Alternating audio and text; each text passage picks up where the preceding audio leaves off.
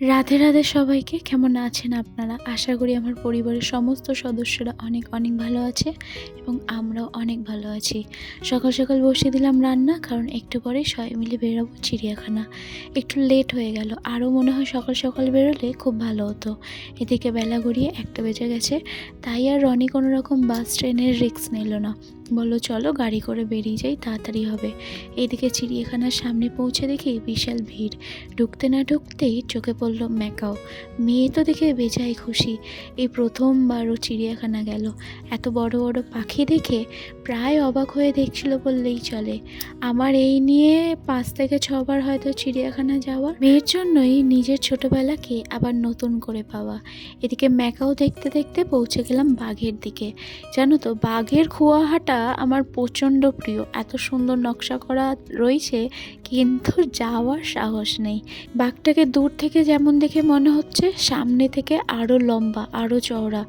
দেখে না আমার কি বলবো, গায়ে যেন একটু শিউরে উঠছিল। মনে হচ্ছিল এই শিকলগুলো যদি না থাকতো, যদি ছুটে এক লাফে আমাদের সামনে যদি বাঘ দাঁড়াতো, আমার অবস্থাটা ঠিক কীরকম হতো। তাই আর বেশিক্ষণ বাঘের কাছে দাঁড়ালাম না, অন্য জায়গায় চলে গেলাম। হিংস্র প্রাণী মানেই ভয় লাগে। চিড়িয়াখানায় যতই যাই না কেন, শুধুমাত্র এন্টারটেনমেন্টের জন্য ঠিক আছে, কিন্তু এদের থেকে আমার মনে হয় 10 হাত দূরে থাকাটাই বেটার। তো যাই হোক, এবার গুটি গুটি পায়ে মেয়েকে নিয়ে ছুটলাম অন্যদিকে। ওকে আর কি অন্য কিছু দেখানো যায়। এদিকে দেখছি অনেক রকমই পশু ছিল। অনেকেও, আমরা যাকে বলছিলাম যে চিড়িয়াখানা যাব, অনেকেও বলছিল যে কি দেখবি, কি আছে, কিন্তু সত্যি গিয়ে দেখলাম অনেক কিছুই আছে। শুধু আমাদেরকে একটু খুঁজে নিতে হবে ম্যাপ দেখে। এদিকে মেয়ে না বেজায় খুশি, ওর প্রথমবার চিড়িয়াখানায় যাওয়া। মন থেকে দেখছিল তাদের কলাকীর্তন, আর একবার করে ওর ভাষায় উ উ করে উঠছিল, মানে 2 হাত তুলে। ও খুব আনন্দ পেয়েছে। আর আস্তে আস্তে অন্যদিকে ছুটলাম। এদিকে দেখো, লতা পাতা দিয়ে এত সুন্দর রাস্তাটা করেছে। আমি প্রায় অনেকক্ষণ দাঁড়িয়েছিলাম রাস্তাটা দেখার জন্য। খুব সুন্দরভাবে প্রকৃতিকে সাজিয়েছে, প্রকৃতির জিনিস দিয়েই। এদিকে মানুষের ভিড় দেখো, সবাই সবার মতো করে আনন্দ করছে, ছোট থেকে বড়। আর এদিকে অস্ট্রিচগুলো দারুণ লাগছিল, ওরাও ওদের মতো করে আনন্দেতে রয়েছিল। এদিকে বাচ্চাগুলো বাচ্চাদের মতো খেলছিল। আমার বড়দের থেকে বাচ্চাদের দেখতে বেশি মজা লাগে, ওদের থেকে না অনেক কিছু শেখার জানার থাকে। আমার ছোট থেকেই যেন বাচ্চাদের সাথেই বন্ধুত্ব করতে বেশি ভালো লাগে। আর একটা মজার বিষয় হলো, আমার বড়দের থেকে বাচ্চা বন্ধু বেশি। সবাই অপেক্ষা করছে ময়ূর কখন পেখম তুলবে। পাশে অনেক কাউকে বলতে শুনতে পাচ্ছিলাম, মেঘ যতক্ষণ না ডাকছে ততক্ষণ ময়ূর পেখমই তুলবে না।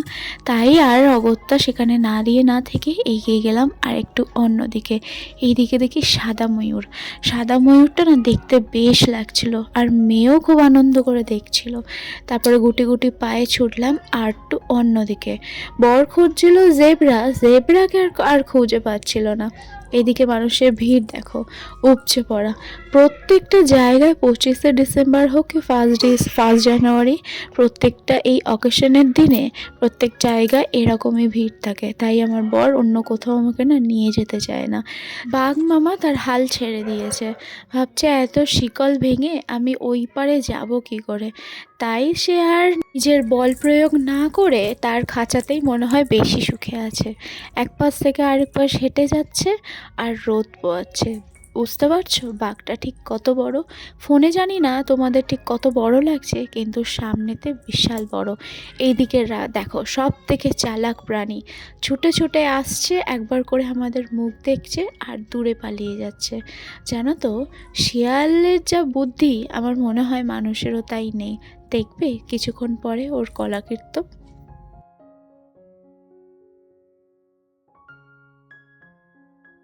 দেখলে শিয়ালের কলাকীর্তনগুলো।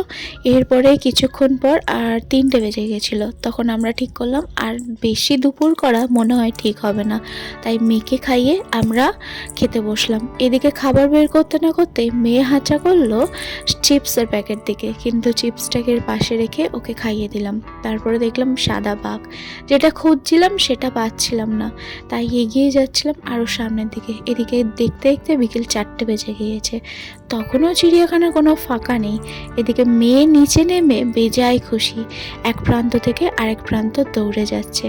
ওর মধ্যে যেন আমি আমার ছোটোবেলাকে খুঁজে পাই।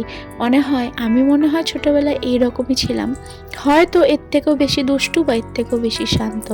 এদিকে পৌঁছে গেলাম কুমিরের দিকে। অনেকে বলছিল ওটা জ্যান্ত নয়, এটা সিমেন্টের। আমার মনে হয় পাশে গিয়ে দেখলেই মনে হয় বেশি ভালো হয়, সেটা জ্যান্ত না সিমেন্টের।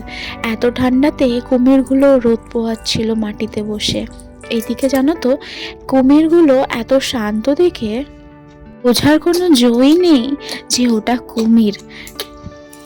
এবার কুমির দেখার পর চলে গেলাম সরীসৃপ প্রাণী দেখতে। সেখানে কোনো রকমভাবে আমি দেখতে পেলাম না, তাই বর বললো আর বেশিক্ষণ লাইনে না দাঁড়িয়ে থেকে চলো অন্যগুলো দেখি, কারণ 5টার মধ্যে চিড়িয়াখানা বন্ধ হয়ে যায়, তারপরে বাকি প্রাণীগুলো আর দেখতে পারবো না। এদিকে গুটি গুটি পায়ে পৌঁছে গেলাম হরিণের দিকে। হরিণ আমার সব থেকে প্রিয় প্রাণী, কারণ হরিণের যে চলার স্টাইল সেটা একটা অন্যরকম লাগে। হরিণগুলো দেখতে বেশ লাগলো। এদিকে দেখলাম ককব্যাট খেলছে। আমরা ছোটোবেলায় যখন চিড়িয়াখানায় যেতাম, সবাই মিল ভাই বোনেরা এরকম খেলা দেখার পরে, মানে টিফিন খাওয়ার পরে এরকম সবাই মিলে খেলতাম। এদিকে আরেকটা প্রাণী দেখতে ছুটলাম, জানি না এই প্রাণীটার নাম কি, তবে দেখতে বেশি লাগলো। মনে হয় নতুন এনেছে, তবে নাম জানা নেই। তারপরে আবার একটু একটু পায়ে এগোলাম অন্যদিকে। এটা ছিল অন্য মানের হরিণ জাতের, কিন্তু নামটা এই মুহূর্তে মনে পড়ছে না। যাই হোক, অনেক প্রাণী দেখা হয়নি, যেগুলো দেখবো হয়তো আর একটু অন্য দিনে গিয়ে। আমরা এত শর্ট টাইমের জন্য গিয়েছিলাম যে পুরোটা কমপ্লিটই করতে পারিনি। পুরো কমপ্লিট করার জন্য বেশ হাতে সময় নিয়ে যেতে হবে। এদিকে গুটি গুটি পায়ে পৌঁছে গেলাম জেব্রার দিকে। বেশ মজা লাগছিল। অন্য সময় জন্য তো একটা কি দুটো জেব্রা দেখতে পারি, কিন্তু এই সময় 3টে জেব্রা ছিল, আর অন্য জায়গায় আরও 2টো জেব্রা ছিল।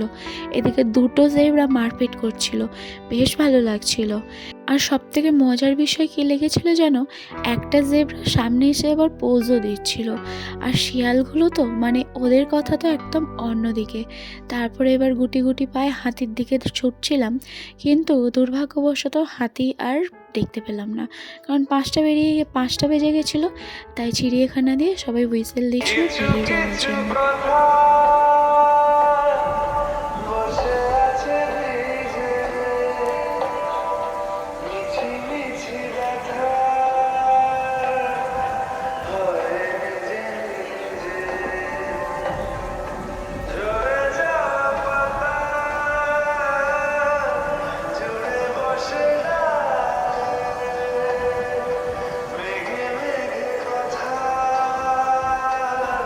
এরপর বেরোতে বেরোতে জিরাফ দেখা হয়ে গেল। রনির মনটা মনে হয় একটু হলেও শান্তি হলো।